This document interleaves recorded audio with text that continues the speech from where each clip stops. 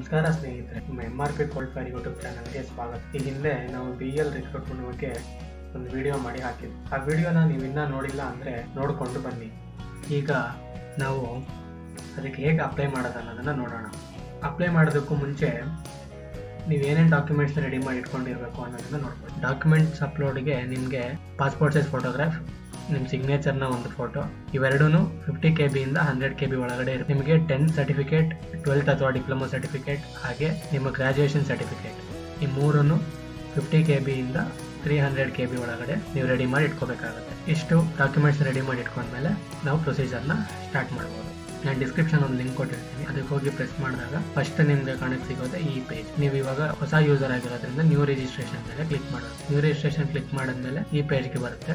ಈ ಪೇಜಲ್ಲಿ ನಿಮಗೆ ಏನೇನು ಡೀಟೇಲ್ಸ್ ಫಿಲ್ ಮಾಡಬೇಕು ಅದರದ್ದೆಲ್ಲ ಕಂಪ್ಲೀಟ್ ಮಾಹಿತಿ ಇದೆ. ಇದನ್ನ ನೀವು ಕರೆಕ್ಟಾಗಿ ಓದ್ಕೊಂಡು ಪ್ರೊಸೀಡ್ ಟು ಅಪ್ಲೈ ಆನ್ಲೈನ್ ಅನ್ನ ಪ್ರೆಸ್ ಮಾಡಬೇಕು. ಅದಾದ್ಮೇಲೆ ನೆಕ್ಸ್ಟ್ ಪ್ರೊಸೀಜರ್ ಇರೋದೇ ನಿಮಗೆ ಮೊಬೈಲ್ ನಂಬರ್ನ ವೆರಿಫೈ ಮಾಡಬೇಕು. ಮೊಬೈಲ್ ನಂಬರ್ ಎಂಟ್ರಿ ಮಾಡಿದ ತಕ್ಷಣ OTP ಬರುತ್ತೆ. ಅದನ್ನ ಎಂಟರ್ ಮಾಡಿ ಸಬ್ಮಿಟ್ ಕೊಡ್ತಂದ್ರೆ ನೆಕ್ಸ್ಟ್ ನಿಮ್ಮ ಪರ್ಸನಲ್ ಡೀಟೇಲ್ಸ್ ಪೇಜಿಗೆ ಬರುತ್ತೆ. ಇಲ್ಲಿ ನಿಮ್ಮ ಎಲ್ಲಾ ಪರ್ಸನಲ್ ಡೀಟೇಲ್ಸ್ ನ ಫಿಲ್ ಮಾಡಿ ನೆಕ್ಸ್ಟ್ ಪೋಸ್ಟ್ ಅಪ್ಲೈಡ್ ಫಾರ್. ಇದರಲ್ಲಿ ನೀವು 2 ಪೋಸ್ಟ್ ಇದೆ. ನಾವು ಆಲ್ರೆಡಿ ಇನ್ನೊಂದು ವಿಡಿಯೋದಲ್ಲಿ ಹೇಳಿದ ಹಾಗೆ ಎಲೆಕ್ಟ್ರಾನಿಕ್ಸ್ ಮತ್ತೆ ಮೆಕ್ಯಾನಿಕಲ್, ಅದರಲ್ಲಿ ಯಾವ್ದು ಅಂತ ನೀವು ಚೂಸ್ ಮಾಡಿ. ನೆಕ್ಸ್ಟ್ ಇರೋದು ಎಕ್ಸಾಮ್ ಸಿಟಿ ಪ್ರಿಫರೆನ್ಸ್, ಹಾಗೆ ಇಂಟರ್ವ್ಯೂ ಮತ್ತೆ ಜಾಬ್ ಲೊಕೇಶನ್ ಡೀಟೇಲ್ಸ್ ಫಿಲ್ ಮಾಡ್ಕೊಳ್ಳಿ. ಮತ್ತೆ ನಿಮ್ಮ ಅಡ್ರೆಸ್ನು ಫಿಲ್ ಮಾಡಬೇಕು. ಅದರ್ ಡೀಟೇಲ್ಸ್ ಅಲ್ಲಿ ನಿಯರೆಸ್ಟ್ ರೈಲ್ವೆ ಸ್ಟೇಷನ್ ಮತ್ತೆ ಅಕೌಂಟ್ ಡೀಟೇಲ್ಸ್ನ ಫಿಲ್ ಮಾಡಬೇಕು. ಅದಾದ್ಮೇಲೆ ಕ್ಯಾಪ್ಚರ್ ವೆರಿಫಿಕೇಶನ್ ಮಾಡಿ ಮತ್ತೆ ನಿಮ್ಗೆ ಇದೇ ಪೇಜು ಸಿಗುತ್ತೆ. ಸಬ್ಮಿಟ್ ಮಾಡಿದ್ಮೇಲೆ ಅದು ರಿವೆರಿಫೈ ಮಾಡಿ ಕನ್ಫರ್ಮ್ ಮಾಡ್ಕೊಳ್ಳಿ. ಕನ್ಫರ್ಮ್ ಮಾಡಿದಾದ್ಮೇಲೆ ನಿಮಗೆ ರಿಜಿಸ್ಟ್ರೇಷನ್ ನಂಬರ್ ಸಿಗುತ್ತೆ, ಮತ್ತೆ ಅದ್ರ ಜೊತೆಗೆ ಪಾಸ್ವರ್ಡ್ ಕೂಡ ನಿಮ್ಮ ಮೇಲ್ಗೆ ಮತ್ತೆ ಮೆಸೇಜ್ ಕೂಡ ಬಂದಿರುತ್ತೆ. ನೆಕ್ಸ್ಟ್ ಕಂಪ್ಲೀಟ್ ಅಪ್ಲಿಕೇಶನ್ ಫಾರ್ಮ್ನ ಪ್ರೆಸ್ ಮಾಡಿ. ಈಗ ನೀವು ಎಜುಕೇಷನ್ ಡೀಟೇಲ್ಸ್ನ ಹಾಕಬೇಕಾಗುತ್ತೆ.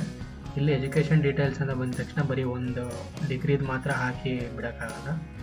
ಡಿಗ್ರಿ, 10th ಹಾಗೆ 12th ಅಥವಾ ಡಿಪ್ಲೊಮೊ ಏನಿದೆ ನಿಮ್ಮದು ಎಜುಕೇಷನ್ ಕಂಪ್ಲೀಟ್ ಆಗಿ ಎಲ್ಲಾನು ಅಪ್ಲೈ ಮಾಡಬೇಕಾದ್ರೆ ಎಂಟರ್ ಮಾಡಬೇಕು. ಪ್ರತಿ ಸತಿ ಆ್ಯಡ್ ಅಂತ ಕೊಡಬೇಕಾಗುತ್ತೆ. ಆ್ಯಡ್ ಅಂತ ಕೊಟ್ಟಾದ್ಮೇಲೆ ನಿಮಗೆ ಈ ಥರ ಕಾಣುತ್ತೆ. ನೀವು 3 ಕ್ವಾಲಿಫಿಕೇಷನ್ನ ನೀವು ಎಂಟ್ರಿ ಮಾಡಬೇಕು. ಇದನ್ನು ನೀವು ಒಂದ್ಸಲಿ ಚೆಕ್ ಮಾಡಿಕೊಂಡು 3 ಆ್ಯಡ್ ಆಗಿದೆಯಾ ಅಂತ.